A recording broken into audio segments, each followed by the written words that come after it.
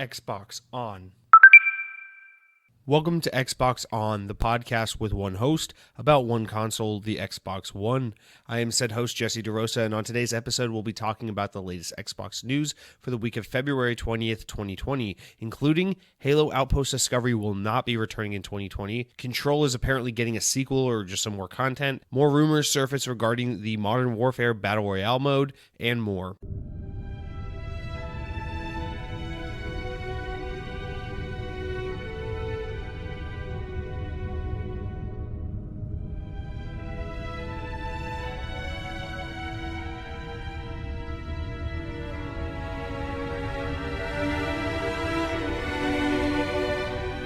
Welcome to the first episode of Xbox On in a post-Sonic movie world, where we now know that, yes, the Sonic movie is not only the greatest video game-related movie of all time, but also the greatest movie of all time. And frankly, if you haven't seen it, you're just a sorry sack of shit, and you need to go do yourself a favor and go watch what critics are calling Jesse's favorite movie of the decade.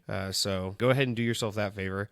Otherwise, let's jump into some comments, questions, concerns regarding last week's episode and just in general, as always, posted by you, the Royale audience out there that somehow is willing to blow through their personal time to comment on the show. Anyway, our first comment this week comes from none other than Mr. Dead Captain James himself, referring back to my kind of shitting on Anthem in the news that EA and BioWare were going to kind of fix Anthem, so to speak.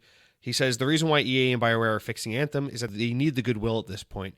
If they walk away and abandon it after their last two games flopped, it would kill BioWare. I personally love Anthem and have over 400 hours between Xbox and PC, and I cannot wait for the overhaul. Now, first of all, good for you. I'm glad that you enjoyed Anthem. I'm glad that there are people out there who have enjoyed Anthem and who are finding that the game, isn't all as bad as a lot of critics have made it out to be. A lot of YouTubers have made it out to be. I'm sure to a large extent, the kind of the conversation surrounding Anthem and the corner it's been paying into is a lot of, it's a lot of sensationalism and things like that. So, of course, I'm glad to see that there are people out there enjoying it, and glad to see that you have enjoyed it. 400 hours is nothing to sneeze at. I don't know if I put 400 hours into any game, so that's pretty impressive right there. But yeah, I do like this point that EA might just be willing to pour in the time and to kind of keep BioWare distracted from future projects just because the goodwill move. I mean, we've seen this kind of be the case with Star Wars Battlefront 2. They've allowed DICE to just kind of shelve a lot of other things they're working on to just really get things right with Star Wars Battlefront 2, especially after all the negative press they got surrounding that game at its launch, and then to see how much they've really turned things around for that game. It'd be cool if they could kind of have a similar story regarding Anthem. The difference being, though, that I think audiences are more interested or were more interested in turning the ship around for Battlefront 2 than they are for Anthem. I think people who played Battlefront 2 at launch saw that, there's a solid game underneath this. It was a sequel to a game that we already knew had a solid foundation. It was really easy to wrap your mind around what Star Wars Battlefront was, regardless of whether or not you liked it. Whereas Anthem, and take this from the perspective of someone who's never played the game before, but Anthem is this game that kind of lacks an identity altogether. So it's great in the vague sense that they're quote fixing the game. But, for a lot of people, Anthem isn't the follow-up to some game you've played before. It's its own thing. And the fact that they weren't able to convey what this game was the first time around and that they need to go back to the drawing board and really fix things makes it a lot harder for me to think that people are going to be willing to give this game a second chance, much in the way that people were willing to give Battlefront 2 a second chance. Not only that, but Anthem doesn't hold with it a really strong IP like Star Wars, where there's just like this massive history and fan base that's willing to give it another try. It's, Star Wars fans, there are a lot of things, but they're definitely used to taking a beating and used to going back to the same source of abuse time and time again. So I just don't know that people are willing to do that with Anthem, and I hope I'm wrong. I hope that they turn this game around and everyone who ever bought the game comes back and loves it, and that it's a great success story, because I want BioWare to do well. BioWare is a studio I respect a great deal. I don't really give a fuck about whether or not EA makes money off of it, but I want BioWare to thrive and to be able to make great games and to have a great perception, to have a great kind of perception, and just overall for this to be a success story. But I just don't know that that's going to happen. But nonetheless, thank you for your write-in. Our next comment comes from none other than the man who goes by Tim Treadless, who says, what are your thoughts on the possibility of Modern Warfare having a new Battle Royale mode? Well, Tim Treadless, just hold your fucking horses. We're going to get to that in today's is news, so don't blow your wad. Next comment's from my brother, who says, I totally get what you were saying about the jungle setting in Shadow of the Tomb Raider, and I was, of course, referring to how I didn't like this setting. It felt very like a first game kind of setting rather than like the third arc of the story, the final arc kind of thing. That for it may be arbitrary, but the setting really killed this vibe that Shadow of the Tomb Raider was kind of the conclusion of this new reboot trilogy, or if it was even intended to be a trilogy, it just didn't feel like the correct setting for the third game. But he continues by saying, a game setting is important, and if you don't like it, it can be what keeps you from getting sucked into the experience. I'll still never forgive Halo Wars 2 for not having a snowy map or a level. Yeah, there's a good example right there. The Halo Wars 2 kind of lacked some biodiversity when compared to Halo Wars 1, and I mean, I guess, you know, in his case, wanting that snowy map is something that kind of killed the vibe for Halo Wars 2 in some sense at least. But yeah, I think I guess this isn't really iterating too much on what I said, but it does kind of echo what I was saying, just to reiterate. Shadow of the Tomb Raider, I don't know, it just felt like the first game was kind of like this island, somewhat jungly setting, which feels like a very first game kind of setting. The second game was very like snowy and Arctic and mountainous, which felt very fitting for a second game. So to me, the third game would be more fitting to have in some, perhaps a desert-like setting, or perhaps I don't know, but just maybe I'm riffing too much on the format of the Uncharted series, since that's kind of verbatim what the Uncharted games go to, or maybe I just have this like weird arbitrary pattern in my head based on like what video games have taught me what platformers teach you, which is like the first level is like the green level, the second level is like the underwater level, then the ice level, then the fire level is the last level, or something like that. But yeah, I don't think the setting of Tomb Raider or Shadow of the Tomb Raider was very fitting for the kind of third arc, but nonetheless, solid game overall. And then our final comment this week comes from Lethal Migraine, who comments again, and this time he says, whatever happened to Ubisoft's pirate game Skull and Bones? Well, Lethal Migraine, we don't have official word. I don't have any insight. I'm nobody. I don't have connections to this industry. But if I were a betting man, I'd say that Skull and Bones has silently been canceled. That game hasn't shown up at E3 for like 2 years now, and it never looked that good to begin with, in my personal opinion. It looks kind of like the pirate parts of Assassin's Creed 4 and a bunch of other stuff that was really uninteresting to me. It came out around the time where Sea of Thieves came out. I think Sea of Thieves didn't set the world on fire the way some people may have thought it would, and despite it finding success in its own kind of way.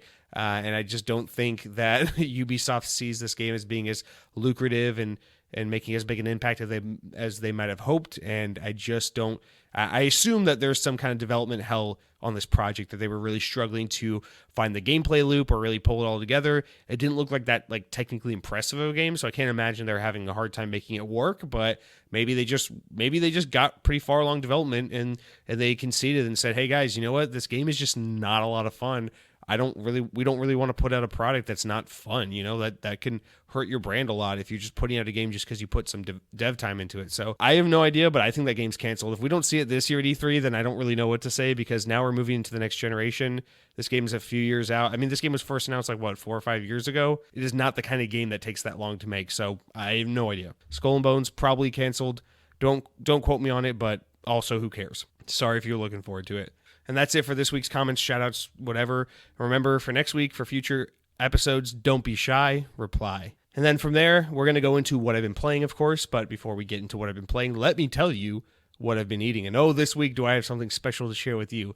This week, I've been on a kick, a restaurant chain you may be familiar with, a restaurant chain that's graced those of us in the United States and abroad, as they operate in many countries, international, and they've been around since 1965, began in Manhattan as kind of a little bar place for young adults to kind of hang out, for guys to meet girls, girls to meet guys, that kind of thing. Of course, this is the 1960s, where you could only meet the opposite sex, so don't even think about any other computation of those two genders. But yeah, absolutely, this is a restaurant that just blossomed from this kind of young adults bar to kind of offering amazing appetizers, and then eventually franchising, expanding out throughout the U.S. and becoming the family eatery establishment that we all know and love today. And I'm sorry for just holding back, but guys, I'm of course talking about TGI Fridays. This is a beautiful restaurant that holds a very special place in my heart, and this week I got the itch to go to Fridays, and it didn't leave me for days. It was just gnawing at me, and I had to have it.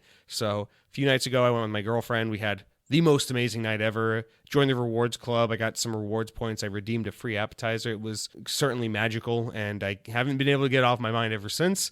In fact, I've had TGI Fridays every night for the past 4 days in some capacity. I've been binging on the frozen food selection, the wonderful frozen food selection they offer in the grocery store. Such an incredible restaurant. I'm a very big fan of it. And, they say that these kind of casual family sit-down restaurants are these chain sit-down casual family restaurants are really dying as millennials get older and start families. These are the kinds of restaurants that aren't really surviving from our parents' generation. But I'm a millennial, and I'm sure as hell going to do my part to keep TGI Fridays alive and well. And I guess what I'm here to say is I'm here to send the call out to you, the listener. Are you here to help us keep TGI Fridays alive?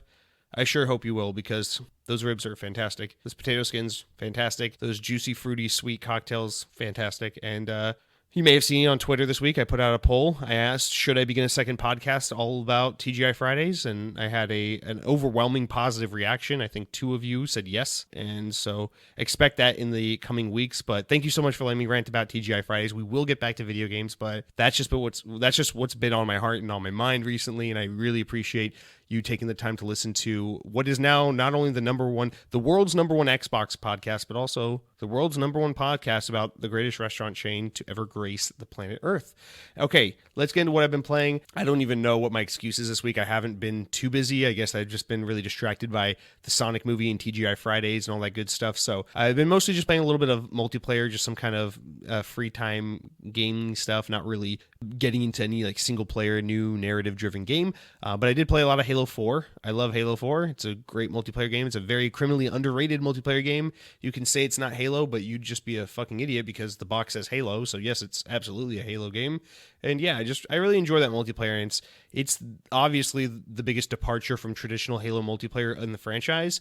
And so I love that, especially now that we have Master Chief Collection and Halo 5 and all the Halo games at our fingertips on the latest Xbox hardware. I love being able to just play Halo 5, which is, in my opinion, the definitive Halo multiplayer experience, but then also just be able to like slip into Halo 4 or 3 or whatever at any given point and have it just kind of feel as modern as ever because the Master Chief Collection makes it that way.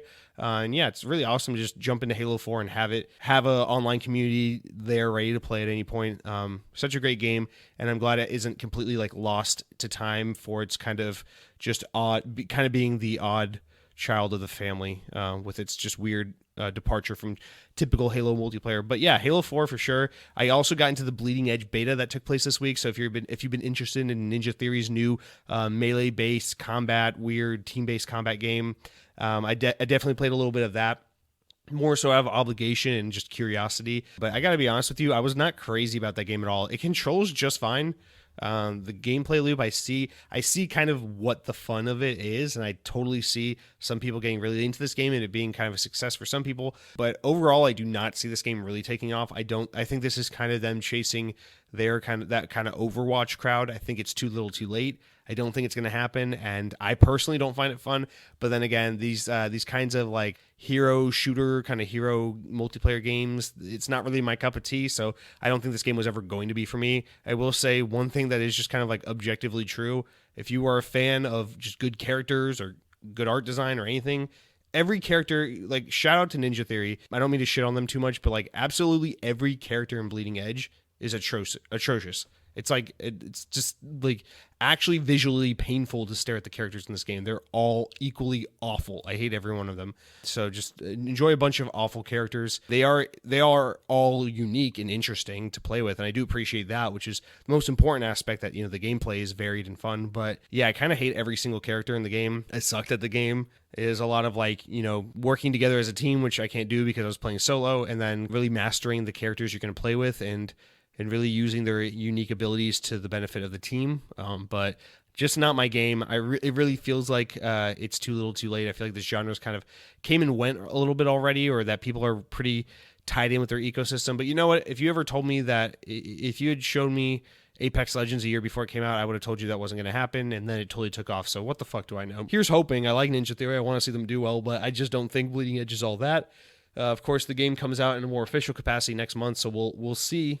But again, the only thing that could really save that game is Game Pass, and even then, I'm not too sure that's going to take off. Other than that, I've been having some withdrawal from Phantasy Star Online 2. I've really been wanting to play more of that, but of course it was a weekend closed beta last week, and then it was over, and now we're just here waiting for our next open beta or waiting for official release of the game. It was a lot of fun, and I want to get back into that, but that's about it for what I've been playing this week. I definitely appreciate letting me go through that with you guys. And now that we're about 15 minutes into the show, let's talk about some actual news. Let's stop talking about me and start talking about a bunch of news stories. Yay!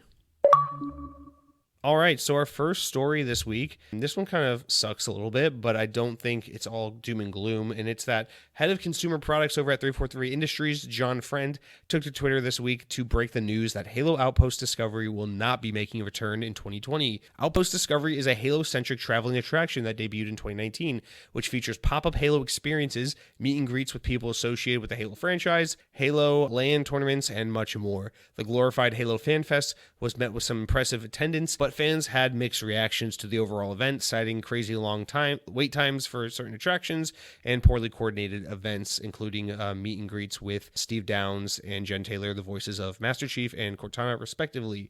The reason for the event not taking place in 2020 seems to be mostly attributed to the launch of Halo Infinite, which will be taking up the bulk of the studio's precious time and attention this year, pretty understandably so. The last year before a game comes up is really the all-hands-on-deck kind of moment. However, Friend does note that the team is, quote, excited to do it again, and, quote, leaving hope that Outpost Discovery may return in 2021. And so this is kind of a bit of a bummer because I really enjoyed Outpost Discovery so very much. You may remember in the earlier episodes of the show last summer, I went to the first city they did it in last year in Orlando, and I had a blast. Yes, the wait times were kind of ridiculous. I think the event should have gone on. It should have had longer hours each day of the event. And while I didn't try to meet Steve Downes and Jen Taylor, I definitely saw a lot of frustration there. And then checking Twitter and Reddit and all that, saw a lot of people really having some frustration regarding that meet and greet and how poorly it was kind of held and coordinated. And a lot of people weren't able to get their poster signings and meet and greets in. So that was a little bit of a ball drop. But overall, I think for first attempt, 343 did a fantastic job with this event. I thought most of the attractions were phenomenal. Some of them were kind of duds, but for the most part, I think it was awesome. It was really cool to hold an entire kind of, it's kind of like doing, a convention, but instead of it just being about like it being in the more standard convention setup with like panels and cosplaying and things like that, it was just, they kind of spun it on their head, on that idea on its head, and kind of married it with something that I love, which is themed attractions or theme parks or things like that, and kind of brought those two things, the conventions and the themed attractions, together into one event. And I think they did a fantastic job, and I'd be really excited to do it again. If it's going to return to Orlando whenever it comes back, or hopefully it comes back, I'll absolutely be there again. I thought it was fantastic, and they can only do better from here. I'm fairly confident if they do it again that they'll address many of the issues that they had the first time around. But yeah, this doesn't totally surprise me that's not coming back this year. Halo Infinite is really, if anything, what I've been surprised at is how thin 343 seems to spread themselves, not just with the core development of Halo 5, but if you look at or Halo Infinite rather, but if you look at the past few years, it's like, aside from Halo Infinite, they've been working so much on Master Chief Collection and bringing it to PC and Halo, all the books and extended universe kind of stuff, and Outpost Discovery, and just all these things that 343 works on, and of course like the Esports League, and it's just really a lot that they work on, and obviously these are different teams from within 343, but it's one of those things where it's like, I think they could benefit a lot from just kind of being like, all right guys, let's just lay low and stay quiet for a year or two and just really focus on making Infinite the best game it can be, and really do all hands on deck, and just for this kind of final push before the game comes out, which is, like I was saying earlier, it's kind of typical for that to happen. Those last like 10 to 12 months before a game comes out is kind of when a game goes from being like this jumbled mess of like various disciplines to like coming together in a cohesive manner and becoming an actual video game. So I imagine a pretty stressful environment over there at 343 right now as they head into these final months of development before we get our hands on what is inevitably going to be the greatest video game of all time, Halo Infinite. So if it doesn't come back in 2021, then yeah, I'd say Outpost Discovery is dead. But he seemed pretty enthusiastic about it and pretty certain that it would come back in the future. So I don't really think that this is all doom and gloom. The event didn't do well and it's not coming back. I think this is pretty much it did well, but we really need to take a year off. The only thing I think that could maybe make this not happen is if Halo Infinite comes out this year. If Halo Infinite comes out this year and totally bombs, then I could totally see them being like, hey, maybe we shouldn't do Outpost Discovery this year for 2021. Maybe we should just lay low for a while. But then again, if Halo Infinite bombs critically, and then we've got a much bigger problem on our hands because Halo cannot afford that negative fanfare right now, especially after Halo 5.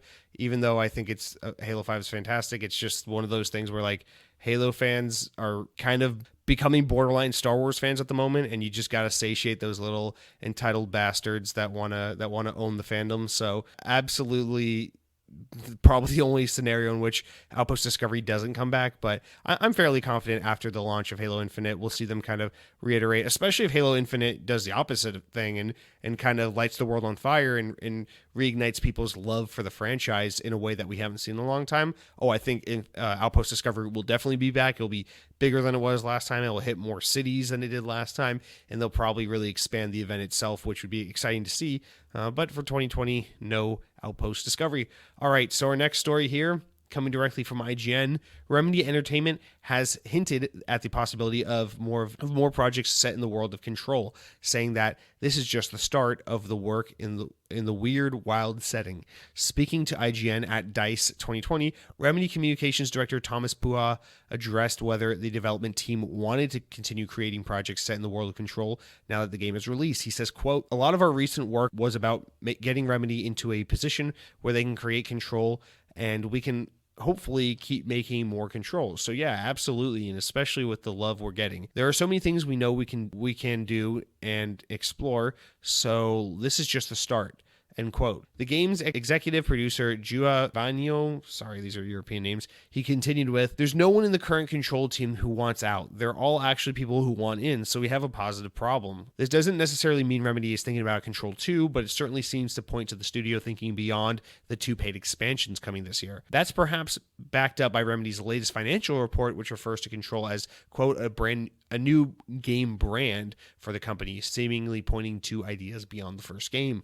The first 2 announced expansions, The Foundation, will be released on March 26th, and Pua says work is mostly done on that. The second, AWE, which appears to link in some ways around the studio's game Alan Wake, is scheduled for a mid-2020 release. Pua says work on that has just begun. Vanio says both of the expansions will take place in the game's weird brutalist setting, The Oldest House. He says, quote, "The Oldest House might be infinite, we don't know, so it's definitely a good place to take any story," end quote. With the success of Control, a lot of interesting opportunities have opened up, explains Pua, and there's no shortage of ideas at Remedy either. It's been a very, very interesting past 6 months. The future is really exciting right now, and all the momentum for Controls generated is making us not want to waste that. So it sounds like, obviously, we're definitely getting some more Control. And the thing I find most odd about that is Control totally did not sell well at all, but also Remedy really bragged about how Control was really cost effective. It was a really affordable game, and that they're trying to really figure out how to make these kind of AAA experiences for like half the budget of what games these days are being made for. And so, excuse me, I don't remember exact numbers, but I do know that Control was made for like a fraction of what the game appears to be made for and what most games are made for these days. So they did pretty well in terms of just keeping costs down. So it is quite possible that Control sold or made enough of a profit despite not selling extremely well just because costs were low. And the game is a critical darling. It won IGN's Game of the Year award. It won many other outlets' Game of the Year award. I still feel like shit because I haven't played it yet and I really want to. And it's just overall, people who have played it have been very, very high on it. So maybe it's one of those things where word of mouth has gotten it around to the point where, if there is a sequel, people will suddenly arbitrarily start caring about it more. Here's hoping. But it is hard hard to tell if it's a good idea to make more Control, but we don't know if this is alluding to a sequel or more DLC. I think making more DLC seems like something of a mistake. I don't have the numbers. I'm not seeing how well the current DLC is selling for, but it's like at this point, it's like, guys, get to work on your next project. Do not continue making DLC for a game that hasn't sold that well. I just don't think that's a good use of your resources, but nonetheless, I mean, they would know what's best for them better than I would, but I find that a little baffling, especially considering that these guys have made games that have been bigger commercial hits like Max Payne in the past, but at the same time they're also working on that Crossfire X campaign right now, and that's something that's probably going to be a little more of a lucrative project. So perhaps that is kind of the project they're doing right now to get funding for the studio, and then Control is kind of more like what they actually want to be doing, and it's more their passion project, it's more their creative project. So who knows for sure, but it seems like, I don't know, Control's getting more content, whether it be in the form of DLC or a sequel, and I don't know. I never saw this coming. Here's hoping that this ends up being a good decision for them, because I really hate for Remedy to kind of back themselves in a corner and then get in some financial trouble for dedicating too much of their time to a franchise that just isn't making them money. Aside from that, I really want to see Microsoft buy the studio. It seems like Sony's definitely not going to do it now, and I want Microsoft to jump in and swoop these guys up so that they can stay alive and make crazy games. But at the same time, it seems like they're trying to make these smaller games that just aren't making too much money. So I don't know that they're really a desirable studio for any major company, whether it be a Sony or Microsoft at this point in time.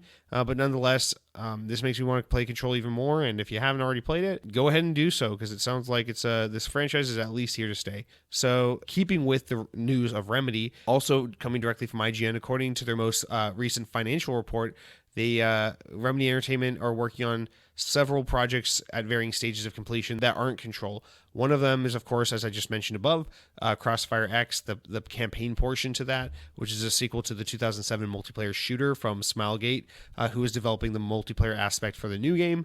Remedy's other two projects, though, are shrouded in a little bit more secrecy, as they are still technically in the pre-production phase. One is yet to be announced in any formal capacity, but it's proceeding well and has a 20-person team working on it. The other project, which launched in 2018, is known only as the Vanguard. The team working on it, they're known as the Vanguard. They have a smaller team, about 15 people big. According to Remedy, they operate with the mentality and stability of a larger company, despite being just a team of 15. The Vanguard team is focused on creating a long-lasting service-based multiplayer game combined with selected Remedy features. What exactly those features are remains unknown, but the game is currently running on a playable internal build, according to Remedy, and they remain focused on creating long-lasting games in engaging worlds. So this is weird because obviously, while the other team is working on probably something more traditional for the studio, whether it be that additional Control content or another like single player third person narrative driven game like most of their games, this Vanguard team seems to be trying to kind of get outside the traditional Remedy wheelhouse and do something different, which is tricky. To say the least, especially these days where everyone wants on board this battle royale train, this hero shooter train, where everyone wants to make their lasting multiplayer game that just prints money for them, and it's 90% or 90+% are going to fail at this, and only the few will win because there's just not enough time for players to devote themselves to all these games, and only the best are really going to stand out. So I think this is a really risky move, and I don't like the sound of it, but I don't know. I mean, they say, quote, a long-lasting service-based multiplayer game combined with the selected Remedy features. Now, I like the idea of like throwing Remedy stuff into a multiplayer game because, you look at like an Alan Wake, a Quantum Break, Control, where, you have these kind of weird manipulative powers, whether it be like time control or being able to like use telepathy to like move objects and crash shit. And they make really cool games with really cool kinetic features, but I don't know that necessarily like conveys or translates to making a service-based multiplayer game. And I don't know. This is a scary thought to me. I don't want Remedy to be one of those companies that really shoots themselves in the foot by trying to chase the dollar and ends up getting themselves in some deep financial shit. But nonetheless, it looks like they're working on some kind of multiplayer game. They're getting their feet wet in a lot of different fields right now. They're making a campaign to a first-person shooter. They're making some kind of online, like, long-lasting service-based multiplayer game. They're making more content to Control, a game that just didn't sell very well. And then apparently they're working on something else, which is kind of just who knows at this moment. But these are a lot of ballsy moves, and Remedy's gonna be, like I said, Remedy's gonna be in a lot of trouble if at least one of these things doesn't pay off very well. So here's hoping. I wish the best for Remedy. They're a studio I love very, very much, and I wish nothing but the best for. But I think they're kind of heading in some deep waters with this one. So we'll have to see as that continues to unfold. But here's hoping. Our next story is about a patent that Microsoft recently filed for one of their upcoming pieces of hardware, the Surface Neo. So back in October, Microsoft revealed their upcoming dual-screen Surface computing device called the Surface Neo. It was introduced to the public not only as a new form factor for personal computers, but also to introduce Windows 10X, a lightweight portable version of Windows that is intended to reshape Microsoft's ubiquitous operating system. While Project xCloud no doubt will play a role in all of Microsoft's hardware going forward, a new patent reveals some potential solutions to playing console games on a large dual-screen slab computer. According to the patent filed via Patent Scope, Microsoft is exploring a potential peripheral that would snap onto the lower of the device's two screens, adding some form of tactile buttons for a more plausible and conventional gaming setup on the Surface Neo. Similar to the already shown-off keyboard attachment, this add-on would be slim and easily transportable and would offer a nice solution to a device that otherwise would be nightmarish to game on. While the patent doesn't confirm anything, it is hard to think that Microsoft isn't already thinking up solutions to xCloud gaming on a multitude of devices, especially ones made by Microsoft themselves. So for those of you who haven't seen the Surface Neo already, it's this new computer Microsoft's making, but it's like a clamshell similar to like a laptop, right? But when you unfold it, rather than it being a screen on the top half of the clamshell and a traditional keyboard and track pack on the lower half, like most laptops, it's actually just two screens. And they're making this keyboard peripheral that it's like a very, very thin keyboard, kind of like the keyboard attachment for the Surface Pros, if you've seen those.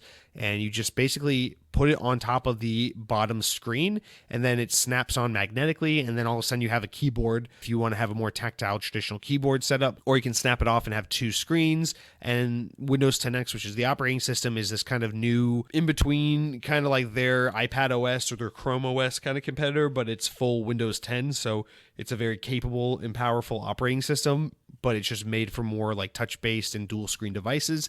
So this is just to kind of give you a visual of what this device looks like. Now, obviously, this is a device like everything Microsoft makes where you're going to be playing xCloud games.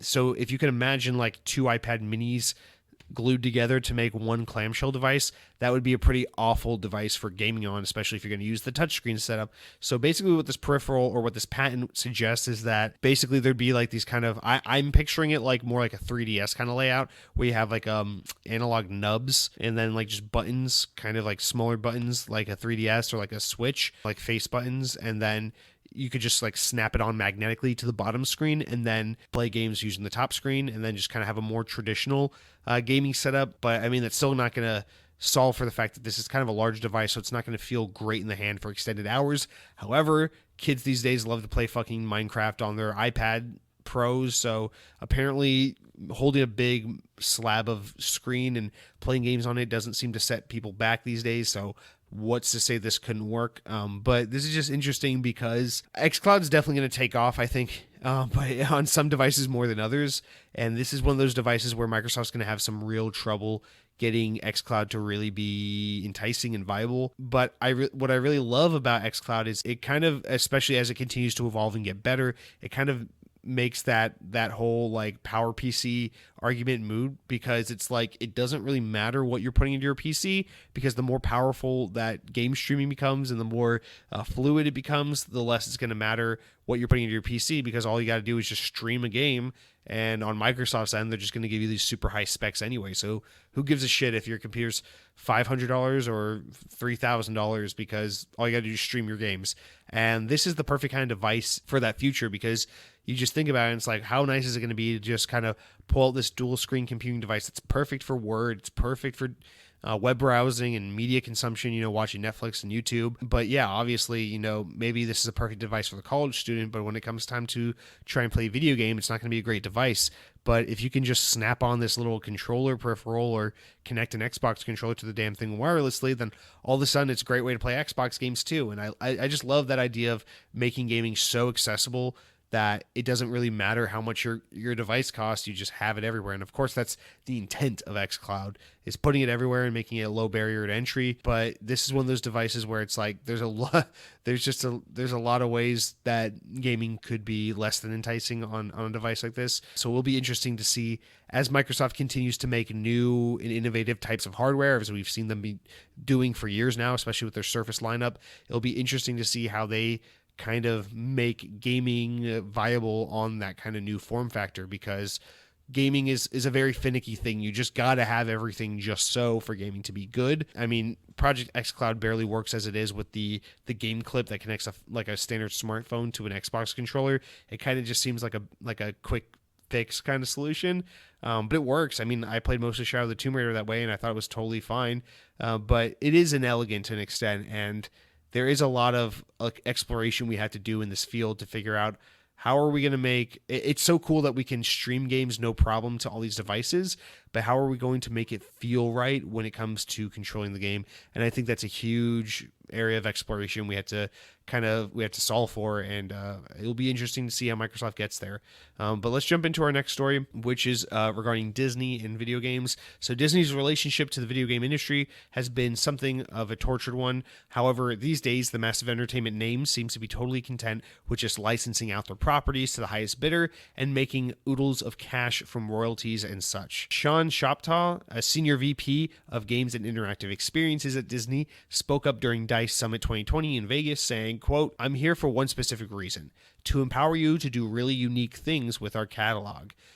He says that we want to tap into the power of creatives across the industry, end quote. Essentially, Shoptaw is inviting more devs to come out and make games, gaming experiences in the vein of Insomniac's Spider-Man and Respawn Entertainment's Star Wars Jedi Fallen Order. Shoptaw also mentions that the acquisition of 20th Century Fox allows them even more universes and IP to begin exploring in gaming, and this seems like Disney is more interested in getting their IP all over the games industry while not wanting to make games themselves, which is vastly different approach-wise to how they handled most of their other divisions of entertainment. Rather than dipping their toes back into self-publishing and developing, it seems that Disney is doubling down on licensing out their IP when it comes to gaming, as well as cheap-ass merchandise. So yeah, I mean, I don't know. Disney's a weird one, because I have my eyes so heavily focused on Disney as a company, because as a massive theme park fan, I follow a lot of Disney because I love them for other non-gaming related reasons. But obviously, Disney has always been such a household name, and more these days, Disney can't stay out of the media because they can't stop buying everything at every corner. So I'm never really too sure, like, to what extent the gaming industry, or like the average gamer, so to speak, knows about Disney, because they have had a pretty rich and interesting history in gaming, but it's been a weird one, and they just kind of always jump in and out of it. So for those who don't know, I mean, for the last 20 years or so, Disney's really tried to be in gaming until pretty recently. They had LBV, like Buena Vista. It was like their publishing division, and they had internal studios. They bought Avalanche Software, the team that eventually made Disney Infinity. They originally made like Tak and the Power of Juju, if you remember those games, but they eventually were shuttered and then resurrected by WB shortly afterwards. But the point being that Disney, I don't know, at some point in 2016, Bob Iger, the CEO of Disney, basically just said, hey, owning a development studio, publishing our own games, all this shit is really expensive. And even though we're making good money in gaming, we're making good money. At the time, it was Disney Infinity was their big push. He was basically like, we could just make more money by shuttering all this shit and not having to publish and to develop and all that crap, and then just letting people throw shit tons of money at us to use our properties and make their own games. And that's kind of what Disney's been doing. We've got some Lego Star Wars games. Of course, EA has a partnership with Disney, so they've been really going nuts with the Star Wars license. Or have they? I guess not so much. They haven't made as many Star Wars games as you think they would. Insomniac made that Spider-Man game, so they have a relationship with Sony in that regard, because Sony published it, of course. They have a relationship with Square Enix already from Kingdom Hearts, which is a long-lasting relationship, and that kind of paved the way for them to get Crystal Dynamics in the door to make this Avengers game that's about to come out. And they just kind of, I don't know, the Disney IP have kind of been all over the place, but really outside of like Star Wars and Marvel, Disney is not getting any love. You know, you got the re-release of like the Disney Afternoon Collection and the Aladdin/Lion King remake last year, but those aren't new games. Those are re-releases of old games. There isn't really any like without Disney making their own games in-house and publishing in-house, we've really seen that kind of tie-in movie game, or the games for Disney and Pixar movies just kind of completely disappear, which is really quite a shame. But it doesn't seem like that's about to change, because this is Disney basically doubling down and kind of having a cry or a call for quality by saying, hey, you guys, we recognize the games industry has changed in over the past 10 plus years, and that we don't really have that kind of middleware anymore. We don't really have those cheap movie tie-in games. Spider-Man games aren't really those tie-in games that are kind of shitty and like they're like 5 out of 10s, but they're kind of fun, but they're not really good and they're forgettable. Like a Spider-Man game today is like Insomniac's Spider-Man. It is a Spider-Man game that is not associated with a movie. It is an interpretation of that character in that universe that is supposed to take advantage of the benefits of gaming and just really be set in its own unique world. And it's fantastic, and it really is the way to handle that. But it's also sad because we see fewer games from Disney IP, and we see more of an emphasis on just the super high quality AAA big budget Star Wars Marvel things. Because I guess from my perspective, it's like if you look at the games industry, if you look at quote unquote gamers, it's a lot of like people that grew up with Star Wars and Marvel and things like that. It's nerds and who are excited to work on things like that, but maybe less so people who are excited to work on something like, I don't know, like a fucking video game dedicated to the Incredibles, or like a Winnie the Pooh game or something stupid like that. And what kind of makes me sad is there's a lot of like shitty shovelware that we're not going to get anymore as a result of this. But by Disney really doubling down and just saying like, hey, let's just have Disney games. If you want to come to us and make a Disney game, it means there's a lot of like other games we're never going to get again. Like, I don't know if you remember this, but like Toy Story 2 had one of the best platformer games on the PlayStation 1 period. It was a fantastic game. It was made by Traveler's Tale, and it's one of those games, it's like, this would have never existed if it weren't for the fact that Disney had a publishing arm and wanted a movie tie-in game for Toy Story 2, No developer was going to be like so moved by Toy Story 1 that they were going to go to Disney and be like, hey, we really feel passionately about making a Toy Story game. Can we have the license? That was never going to happen. And now that Disney's in this position where they don't want to do anything themselves, they just want people to come to them, we're never going to get games like that. We're never going to get those like beautiful coincidences of games like Toy Story 2. We're only going to get like perfectly calculated, very specific like Star Wars AAA games, because, and I don't mean to shit on anyone, like I love Respawn Entertainment, but like of course you're going to get Star Wars Jedi Fallen Order because gamers are fucking nerds, and there's some weird like requirement that if you're into pop culture, you have to be obsessed with Star Wars. So of course the guys behind Call of Duty 4 and Titanfall are going to be like, well, yeah, we grew up with Star Wars, so it would be such an honor to work on Star Wars. It's like,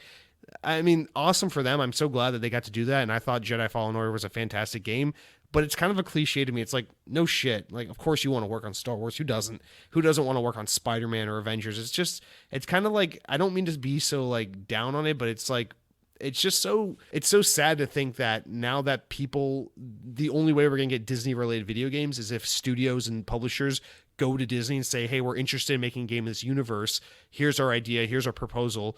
Because, I mean, on the bright side, it's like, yeah, you're going to get fewer games, but they're going to be of higher quality, and they're going to be very intentional and careful and important and notable, like Jedi Fallen Order and Spider-Man 2018. But on the downside, it's like, if you're like me and you just enjoyed that kind of shovelware like Cars 2 video game, you're never going to get shit like that again, because mark my word, no one over at Insomniac, no one over at Naughty Dog, no one over at The Initiative or any of these studios is going to go over to Disney and be like, all right, guys, we have an idea for the Finding Dory video game, and this is it. Like, no one gives a shit about that. So to me, it's just a little bit of a letdown, and I don't mean to rant too long, but this is something I care about. And I was really hoping, a few years ago when Disney pulled out of publishing and in-house development, that they were going to kind of recollect for a few years and figure out what they want to do and then come back to this.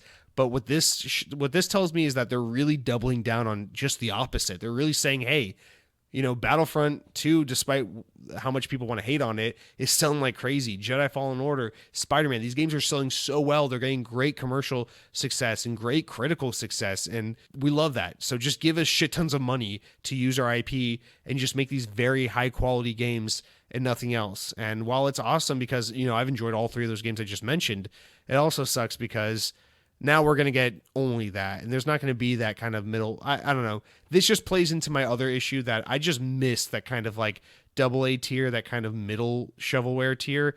I miss when there was more than just like the super art house indie game and then like the triple A game of the year, awesome God of War game. I miss when there was also just the, like I told you like a month or so ago, I played Super Lucky's Tale, which is a game a lot of people wrote off and never gave a shit about, but I enjoyed it so much because it was so much a middle tier game. It was like 6 hours. It was a platformer. It was by no means Mario standard, but it wasn't like a small little indie art house game. It was just this run of the mill, super fun, super inoffensive platformer game, 3D platformer game. And it didn't have to set the world on fire. It didn't have to reinvent the wheel, and it didn't have to like make some crazy statement about mental health. It was just fun because they just wanted to make a 3D platformer, and it was great. And I miss games like that. I miss just having that variety. I feel like somehow in this world of like having more games than ever before with self-publishing and with indie games and all this shit, I feel like we somehow reduce the amount of variety, because it's like, I don't know, to me it's like there isn't a diversity in gaming. It's like, sure, there's like more games coming out than ever before, but it's like 400 open world AAA games and 8 billion Metroidvania games is not diversity in gaming. That's not a slew of options to choose from. That's just an overwhelming like repetition of the same thing. I'd rather just see like 7 Metroidvanias and 3 open world AAA games and then a handful of some other games that aren't just those one or the other, But now I'm just ranting, and I appreciate you listening to me being sad about how much I loved PS2 gaming 15, 20 years ago. Our next story, as we kind of wrap up with our final stories of the week, even though it's kind of a slow news week, of course, I found a way to push it out. We've got Saber Interactive. This is a quick one. Saber Interactive, the team behind World War Z, historically, of course, known as more of a support team working on ports and updates. Recently, they've worked on a lot of Switch ports like Witcher 3. They've actually worked on Master Chief Collection, the Halo Anniversary Edition, but they've been acquired by Embracer Group, which is a video game publisher formerly known under the name THQ Nordic AB, but recently renamed to avoid confusion with the parent company, THQ Nordic GmbH, which just goes by THQ Nordic. So that's a whole confusing mess, but essentially they're under a sub-company within THQ Nordic now.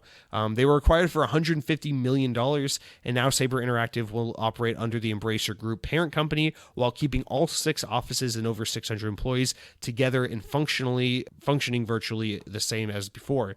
Saber Interactive really caught the attention of the industry when they released last year's World War Z, a horde-based third-person zombie shooter in the vein of Left 4 Dead, but using the IP and of the novel and movie of the same name. So this is kind of really just one more of those. It's one more of those THQ Nordic gets even bigger kind of stories where it's like no one knows where this fucking trust fund money is coming from. No one knows where this weird investment money is coming from, that they're just buying up everything. They're like Tencent, but kind of less scary, more laughable. But yeah, I mean, they bought another studio. But Saber Interactive, actually kind of a good get. I actually have a lot of respect for these guys. They've done a lot of great port work for a variety of different types of games, which shows that they kind of know what they're doing when they're working with these different games. And they get a lot of technically impressive games to work on Switch, which is nothing to sneeze at, because that's not really easy hardware to get games like Witcher 3 on. But yeah, I mean, World War Z, as you may know, I spoke very highly of it when I played it a few months ago for the first time. Pretty great game, and if they can continue to put out games of that quality, I think that'll be a pretty great get for THQ Nordic. And actually, it seems like, especially with games like World War Z, it seems like they kind of fit perfectly in that umbrella of THQ Nordic. This actually kind of ties into my Disney story from a minute ago, because if anything, THQ Nordic is the publisher that's kind of bringing back the AA game, the mid-tier game, if anything, bringing back like games like Destroy All Humans and these Darksiders games that are a lot of fun, but people don't talk too much about them, and they just make a bunch of games that sell respectably and that don't break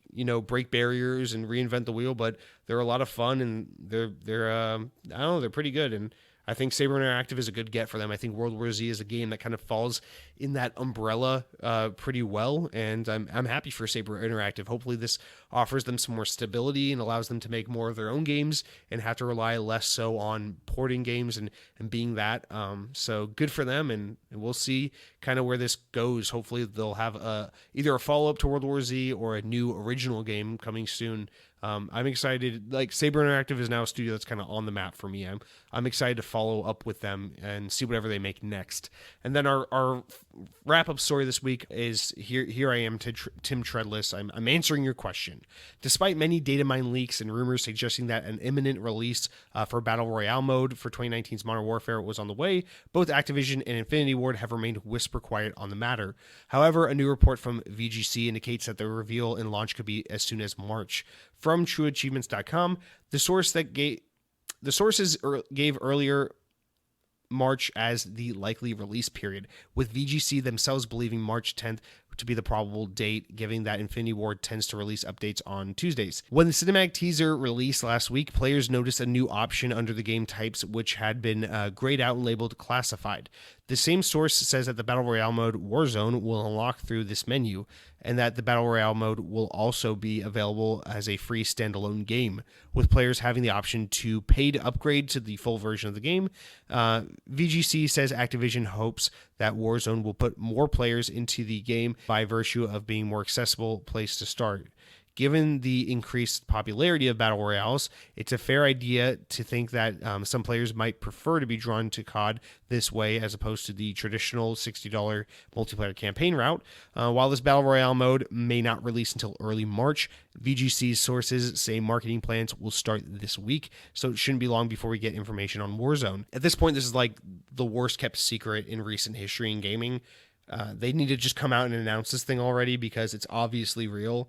And it's just kind of annoying to see them blatantly ignore it as the internet continues to talk about it and pull all this information that just keeps affirming that this is absolutely a real thing. But hopefully I assume this is because they have some elaborate marketing plan and they really don't want anything to get in the way of it, despite the fact that it already has. But yeah, I mean, there's not much more to say about this. We keep talking about it. We've seen leaks of the map. We see all this data in the back end from nerds who find that kind of information just reaffirming that this is a real thing.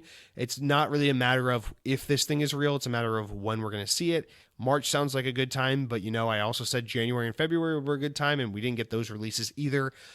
At this point, it's like you got to get it out there because now you're in this weird position of this mode can make the Black Ops 4 multiplayer or Battle Royale mode kind of antiquated, but at the same time, if you release this too late, it can kind of get in the way of the next Call of Duty, which is coming out later this year. So it's just like, what are you doing? Does Activision not... the only thing I can think is at this point, Activision doesn't see the inclusion or the update of a Battle Royale mode as kind of competitive to the traditional Call of Duty $60 package of multiplayer and campaign, and that's why they have no problem kind of just releasing it at their own leisure. But I think it's time to just stop being so quiet, come out, release a trailer, give us a date, and show us what this thing's all about, because clearly it's real, and at this point it's just kind of frustrating having to continuously talk about this story because we're running out of things to say. But yeah, nonetheless, I totally think this is real.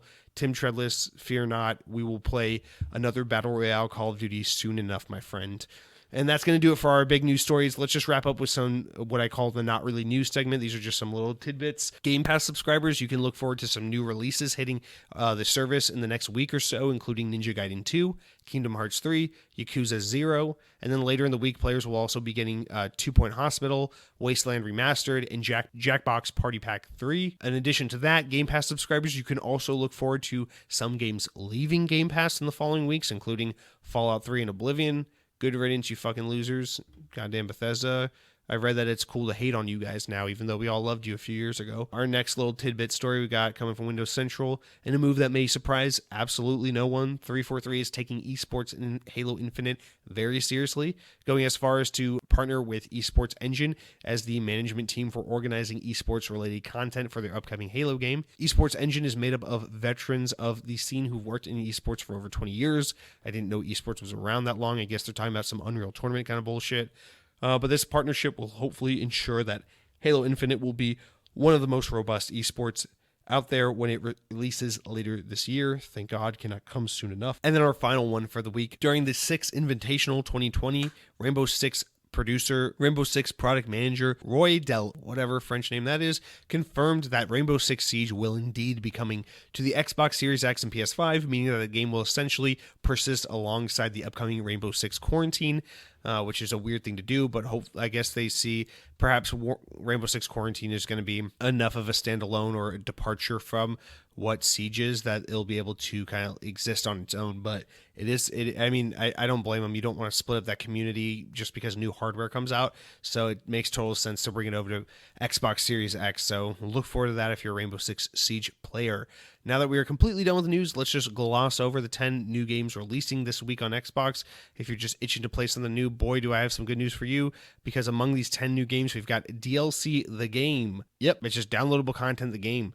The next game we've got here is Bayonetta and Vanquish 10th Anniversary Bundle. These are some great games from Platinum Games. If you haven't played them, you absolutely should. They're Xbox One X enhanced. Both of these games, or at least Vanquish at some point, has been on Games with Gold, so you might already have it, but if you haven't played it, this is a great way to get in as well. If you love that 4K graphics, if you love that 60 FPS, those two things should actually serve both these games pretty well because they're so action-based. But then next we got Bunny Parking, which is coming out February 19th, which is a game where I guess I literally no clue what I'm looking at. It's like some Grand Theft Auto ripoff. But our next game is called Lost Artifacts. It is a game where you play as Lara Croft and try to find some lost artifacts. The next game is called Thief Simulator. It is a game where you simulate being a thief, simulating being a thief. So it is a meta game. You do not play as a thief. You play as a person playing as a thief. And it takes place in the back of a car because you play as a homeless gamer guy who doesn't play his rent, because for some reason he's got a big monitor and a gaming headset sticking out the back of his station wagon. This is just the picture. This is what I see. Our next game is called Knighting Plus, which is a game that looks like an indie game. So if you're really into awesome games, if you're a 90s kid, if you're an 80s kid, if you grew up on the NES like everyone claims to have, then you'll totally love this game. It's a really good one. The next game is called Reigns, Game of Thrones, which means if you played the game, this is the Game of Thrones game, which means you can get naked in it. You can get naked and drink Starbucks, and I'll be really cool. And then our next game is called Dragon. It's another medieval fantasy game where you get to explore a vast open world. Our next game is called Ailment, where it makes you sick because the game's so generic. And then our next game is called Uncharted Tides Port Royal. It is a mix between Uncharted and Sea of Thieves. It might as well just not even exist because no one's going to play it. And that is going to do it for our 10 new games. If you want something to play, go play that Bayonetta Vanquish remaster, or play Bunny Parking because that's a stupid name. And then as a reminder, our games to gold for this month, as we near the end of February, you got TT Isle of Man for the rest of the month. You got Call of Cthulhu, which runs through March 15th, so you got some time on that. You got Fable Heroes, which if you haven't gotten it by now, you're fucking out of luck. It's gone. And then you got the OG Star Wars Battlefront through the rest of this month, so definitely download that. With that, I'm going to thank you so much for listening to the show. If there's one thing I can ask you to do, above rating this show 5 stars, above leaving nice comments, feedback, questions, concerns, above being nice to other people in the audience, above going out there and just being the best version of yourself you can be, and going out there and just being kind to your neighbor and trying to be a positive impact on society, I'm going to request, if you could just do one thing for me above all else, go find your local TGI Fridays and support them. They're at risk for going out of business, and they need all the help they can get, and only you have the power to turn the tides around. And, a lot of people feel despondent these days. They feel like their vote doesn't matter. They feel like their voice doesn't matter. They feel like no matter what they do in life, their contribution to this earth doesn't matter. Do not ever let someone tell you your voice doesn't matter, because we all have the power to save our local TGI Fridays. So get out there and go eat some goddamn TGI Fridays. Thank you so much, and we'll see you next week.